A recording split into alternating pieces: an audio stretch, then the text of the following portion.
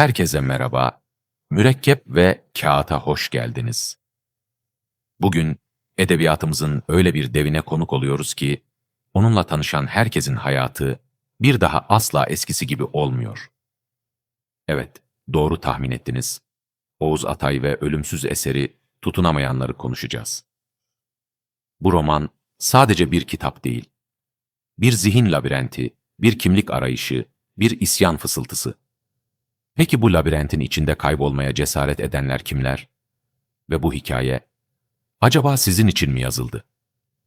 Hazırsanız, Türk edebiyatının en cesur sayfalarını aralıyoruz.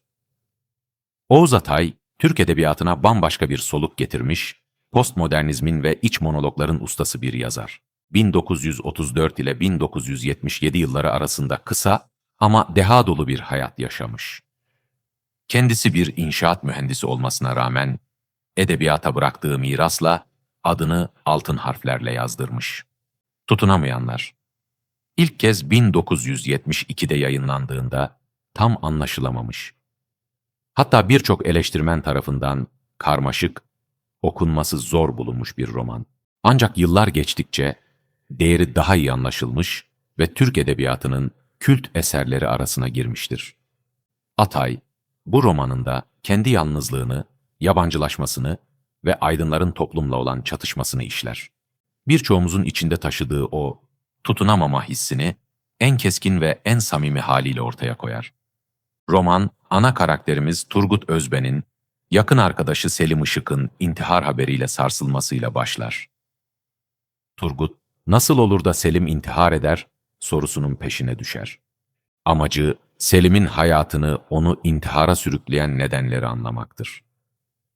Bu arayış, Turgut'u Selim'in tanıdığı farklı insanlarla, geçmiş anılarla ve kendi iç dünyasıyla yüzleşmeye iter. Selim'in yazdığı günlükleri, şiirleri, denemeleri okur. Onun tutunamayan bir birey olduğunu, toplumun kalıplarına sığmakta zorlandığını keşfeder. Romanın yapısı oldukça farklıdır.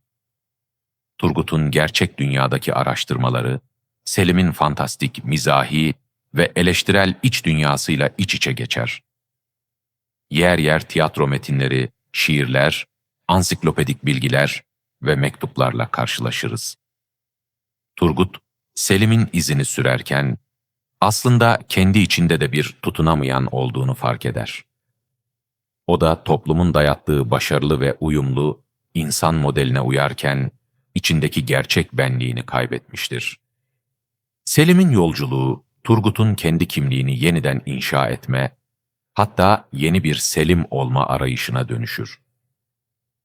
Sonunda Turgut, Selim'i bulmaktan öte, kendi kayıp benliğini bulur ve tıpkı Selim gibi toplumdan kopuk, tutunamayan bir hayata doğru yelken açar.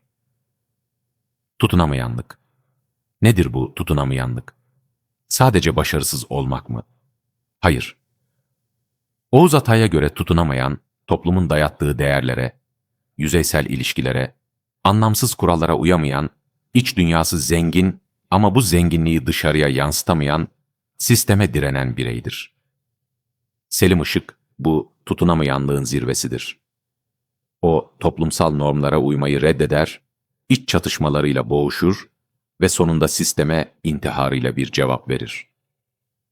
Tutunamayanlar, sadece bireysel bir durum değil, aynı zamanda bir aydın sorunudur. Düşünen, sorgulayan, farklı olan aydının toplum içindeki yalnızlığı ve dışlanmışlığı. Peki siz, hiç kendinizi bir tutunamayan gibi hissettiniz mi? Toplumsal beklentilerin sizi boğduğunu düşündünüz mü? Turgut Özben'in Selim'in izini sürerken yaşadığı şey, kendi yaşamına ve topluma yabancılaşmasıdır. Toplum, bireyi tek tipleştirir, standartize eder. Bu kalıplara sığamayanlar ise yalnızlığa itilir. Roman, modern insanın metropoller içindeki kalabalık yalnızlığını, etrafı insanlarla çevriliyken bile derin bir boşluk hissetmesini anlatır. Sosyal medya çağında bu yalnızlık daha da keskinleşmedi mi sizce? Turgut'un Selim'i arayışı, aslında kendi kimliğini arayışıdır. Selim Turgut'un bastırdığı, olmak istediği ama olamadığı benliğidir. Turgut, Selim'in izini sürerken kendi içindeki Selim'i keşfeder ve dönüşür. Bu, okuyucuya da kendi hayatını sorgulatır. Ben gerçekten kimim? Yoksa toplumun bana biçtiği bir rolü mü oynuyorum? Postmodern anlatım tekniği. Atay, tutunamayanlarda Türk edebiyatında o zamana kadar görülmemiş bir anlatım tekniği kullanır. Roman içinde roman, üst kurmaca, bilinç akışı, ironi, parodi, iç monologlar. Bu karmaşık yapı bize Selim'in parçalanmış ruh halini ve Turgut'un dağınık düşüncelerini hissettirir. Okuyucu olarak biz de bu labirente gireriz. Bu teknik, okuyucuyu pasif bir alıcı olmaktan çıkarır, onu aktif bir katılımcı haline getirir. Atay, ben size her şeyi anlatmayacağım, siz de benimle düşünün der gibidir. Aydınların çıkmazı ve toplumsal eleştiri. Roman, Türk aydınının, özellikle 60'lı 70'li yıllardaki bunalımlarını, toplumla entegre olamama ve sistemle çatışma halini çok iyi gösterir. Wilde'ın Mutlu Prensi gibi Atay da bu romanla dönemin toplumsal yapısına, eğitim sistemine, bürokrasiye ve yüzeysel ilişkilere acımasız bir eleştiri getirir. Tutunamayanlar, 50 yıl önce yazılmış olsa da bugün hala geçerliliğini koruyor. Sosyal medyanın yarattığı mükemmel hayatlar illüzyonunda tutunamayan olmak belki de daha insan olmaktır. Bu roman bize farklı olmanın, sorgulamanın ve kendi gerçeğimizin peşinden gitmenin cesaretini fısıldıyor. Bizi konfor alanlarımızdan çıkarıp gerçekten yaşıyor muyum yoksa sadece yaşıyor gibi mi yapıyorum diye sorduruyor. Siz tutunamayanları okudunuz mu? Okurken hangi karakterle daha çok bağ kurdunuz?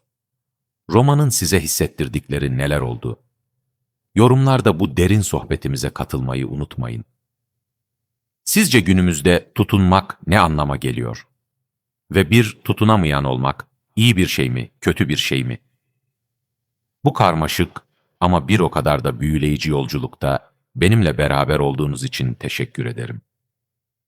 Video hoşunuza gittiyse beğenmeyi, daha fazla edebi analiz için Mürekkep ve Kağıt kanalına abone olmayı ve bildirimleri açmayı unutmayın.